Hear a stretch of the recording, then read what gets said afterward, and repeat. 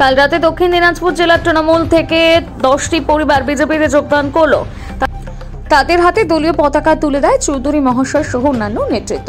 যোগদানকারীদের অভিযোগ, তৃণমূলের থেকে তারা কাজ করার সুযোগ পাচ্ছিলেন না। তাদের থেকে ওপর থেকে প্রধানমন্ত্রী নরেন্দ্র মোদী যেভাবে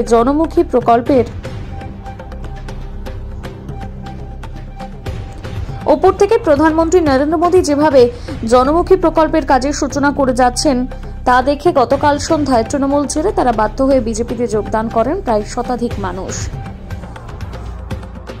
সব সময় ফোন করে হসপিটাল ওনাদের একটা বক্তব্য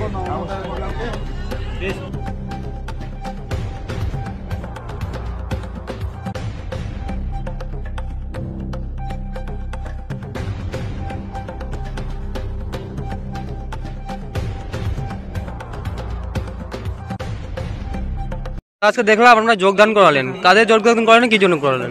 আজকে আমরা এসছি তুলট মোড়ে, জাকিরপুর অঞ্চল, কুমারগঞ্জ বিধানসভা। এখানকারই হচ্ছে কি কুমারগঞ্জের বিধায়ক তোরাব হোসেন মন্ডল, তারই এলাকা থেকে আজকে বামফ্রন্ট এবং তৃণমূলের কিছু সমর্থক ভারতীয় জনতা পার্টিতে যোগদান করলেন। ইনাদের মধ্যে বামফ্রন্টের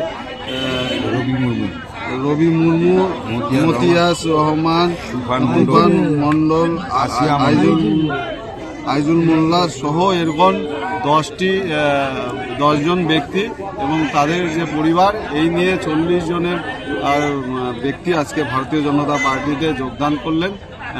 আগামী দিনে ওনাদের দায়িত্ব থাকবে এই এলাকায় আরও ভারতীয় জনতা পার্টির সংগঠনকে আরও শ্রীবৃদ্ধি করা এবং আগামী লক্ষ্য এই কুমারগঞ্জ বিধানসভা যেহেতু তৃণমূলের আমলে সেই অর্থে উন্নয়ন হয়নি, আগামী 26-এ এখানে বিজেপির বিধায়ক জিতবে এবং 2026 সালে বিজেপি সরকার হবে পশ্চিমবঙ্গে এবং এই এলাকার উন্নয়ন।